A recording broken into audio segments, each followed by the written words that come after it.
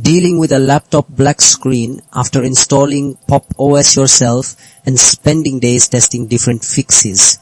I eventually identified several methods that actually work, and I'll walk you through them now.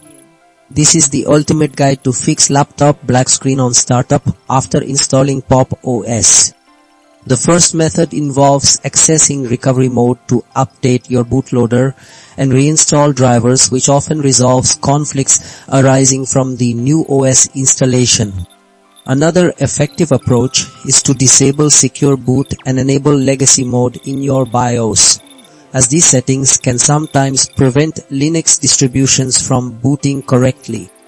We also explore editing system configuration files like FeastApp to manually set graphics options, targeting display initialization issues that occur during the startup sequence. Finally, using a live USB to rebuild the initramps and update the bootloader directly addresses corrupted boot files that prevent your system from displaying anything.